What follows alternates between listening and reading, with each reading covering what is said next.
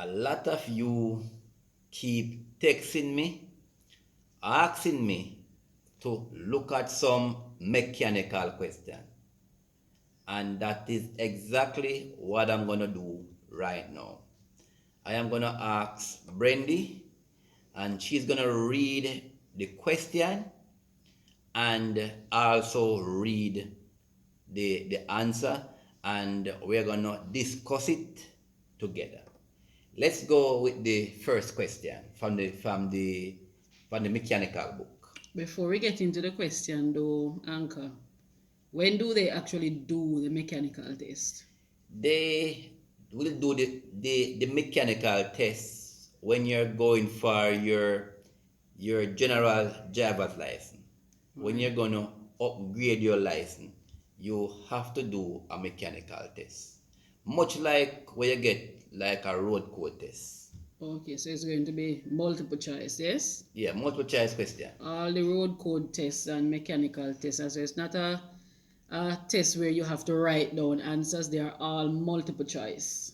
Yes. So once you study them and know your thing, it is easy for you to pass the test. All right, so let's get into it. And before you get into it, I must also say some of those mechanical questions are not very difficult. They have to do with the engine and the basic operation of what take place with the vehicle. Right. And even if it's not a test you're doing, this is good information for drivers to know. I know by looking at some of these questions, I've learned a lot so far. Yeah. And let us mention the book that we're going to use. It's the Automotive Technology Questions and Answers Newly Revised Edition. It contains 212 questions and answers. And we are going to look at the first one we're going to look at is number 129 in the book. The question is, what can cause overheating?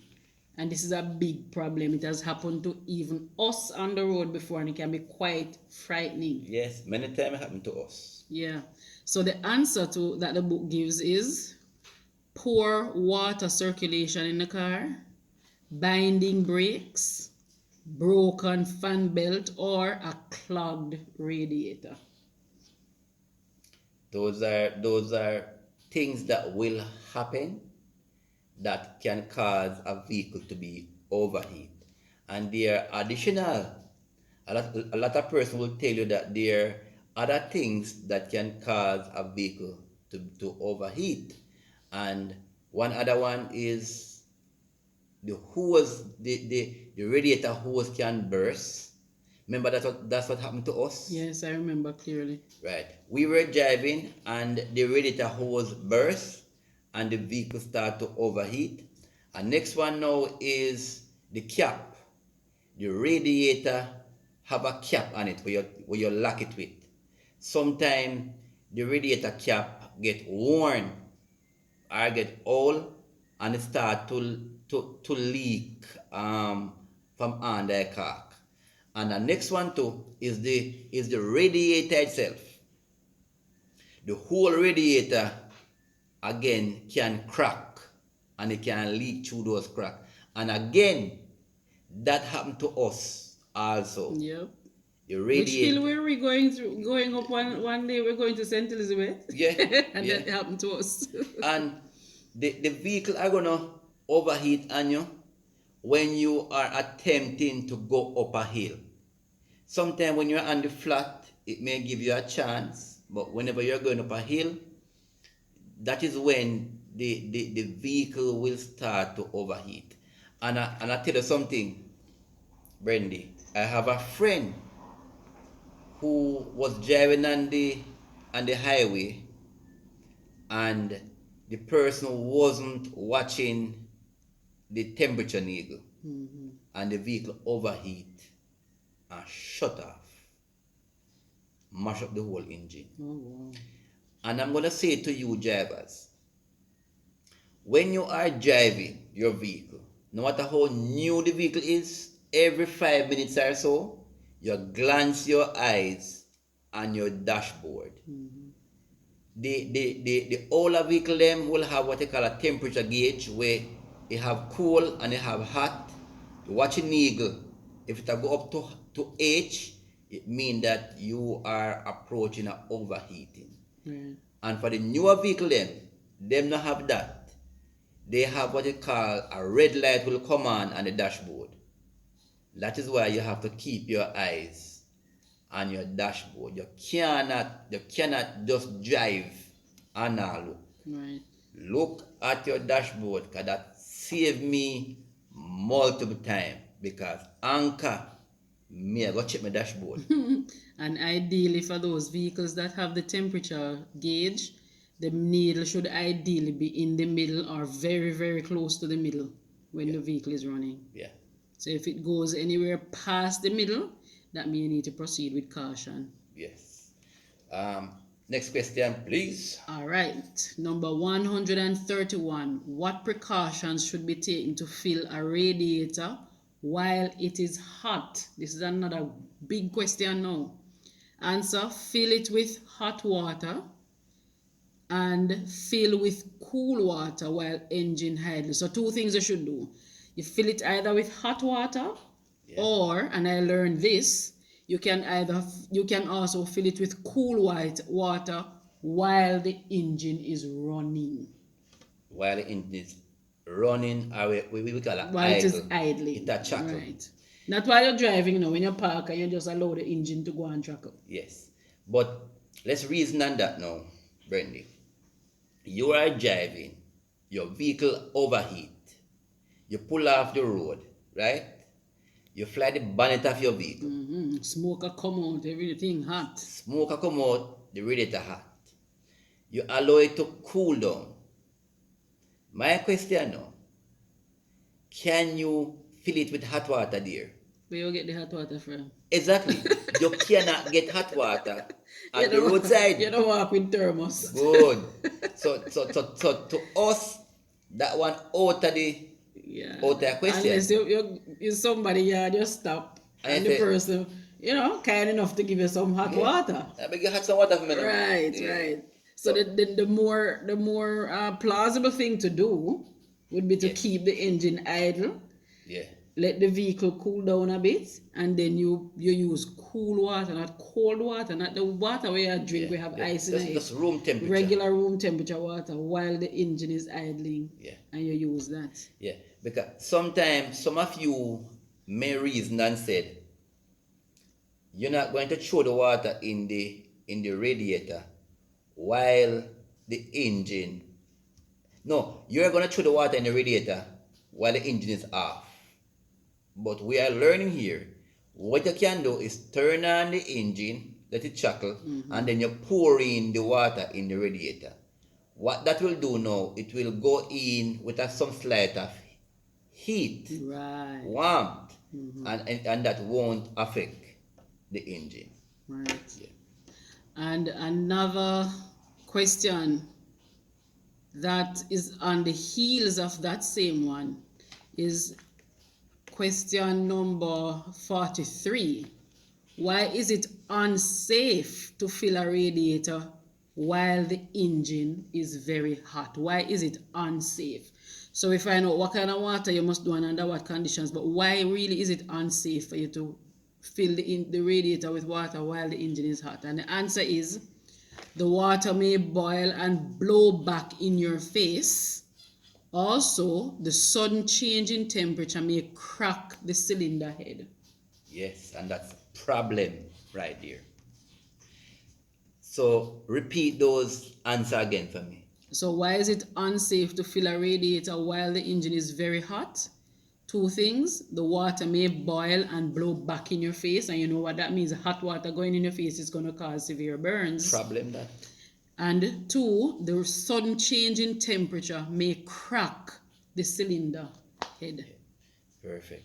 So that is why we encourage you not to pour cold water in the radiator if your vehicle are overheat. As we told you a while ago, you let the vehicle cool down slightly, then you pour in that water while the engine chuckle. And did you know, Mrs. Gale, that if you have an overheating problem, you cannot open the radiator cock while the engine is hot.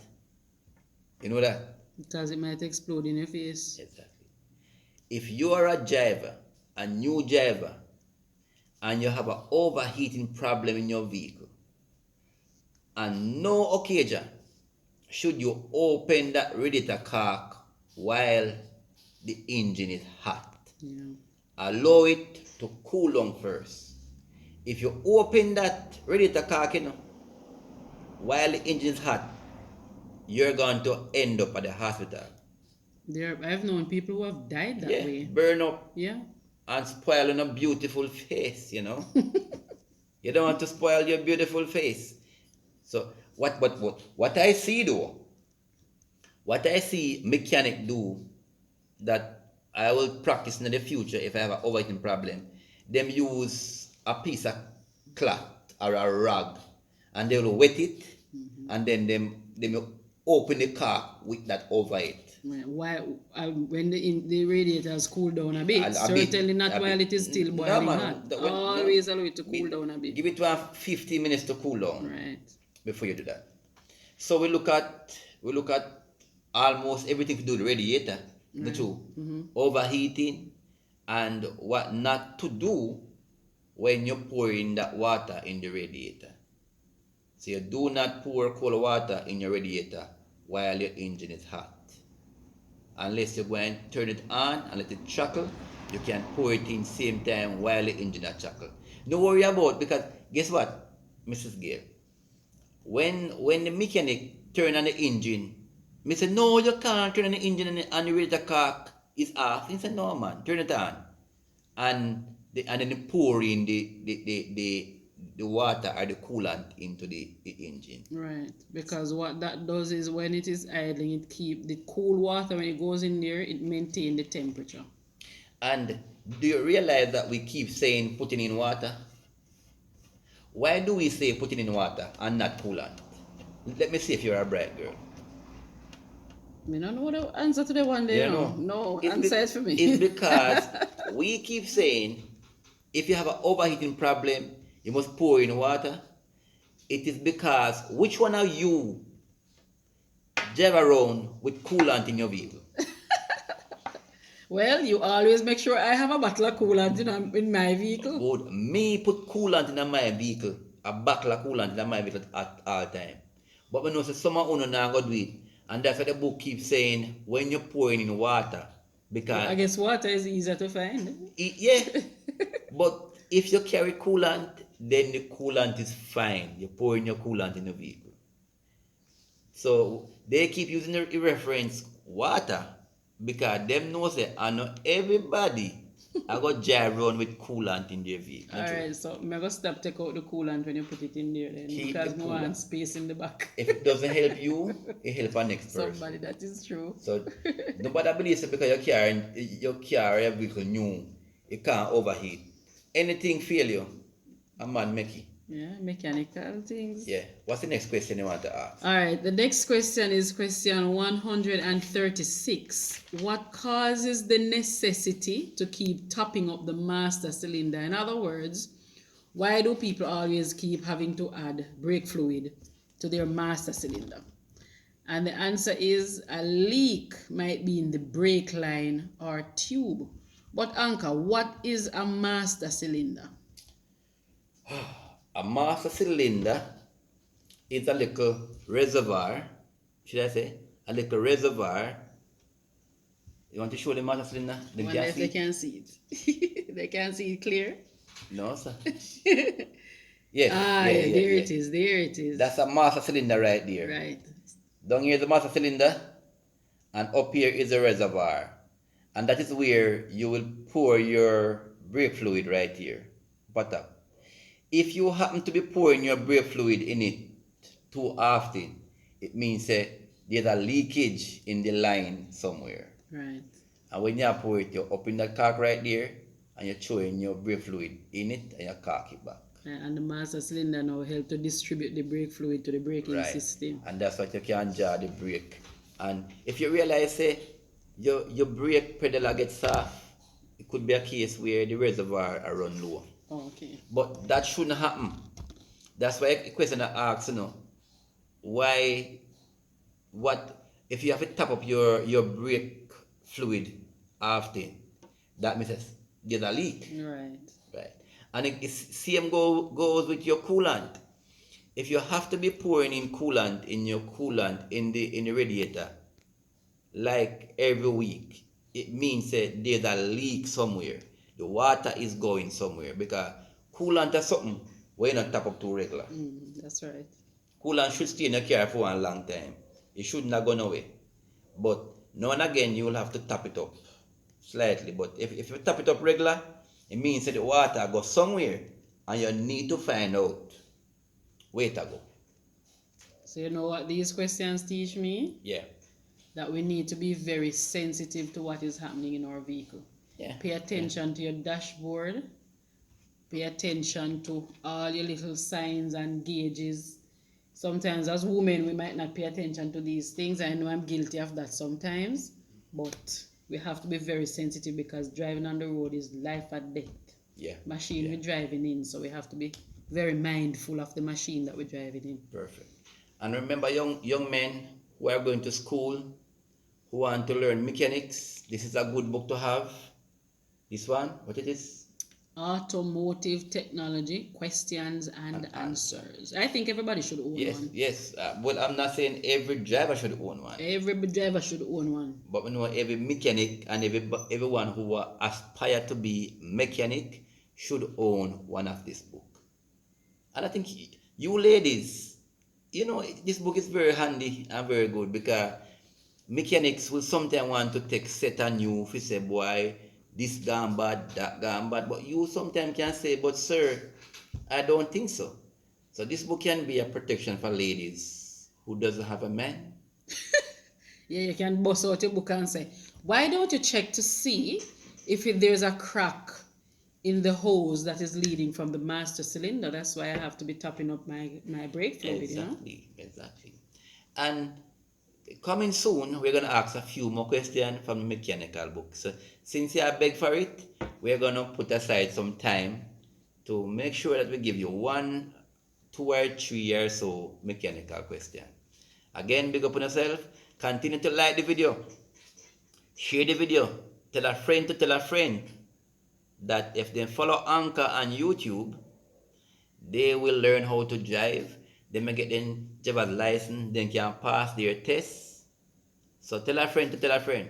Remember, like this video and share it. Right. Big up on yourself. We're going to create a playlist for the mechanical questions so that you can just play them ongoing, continuously. Especially for those who are going to do their tests. So look out for that. I mean, also someone who don't like read, but no love listen. I like to listen. I don't have a problem with that. Well, Anchor, make sure someone can listen and be road intelligence. You know the road, you know your car, nobody knows better than you on the road. Big up on yourself, and that's it from the Anchor.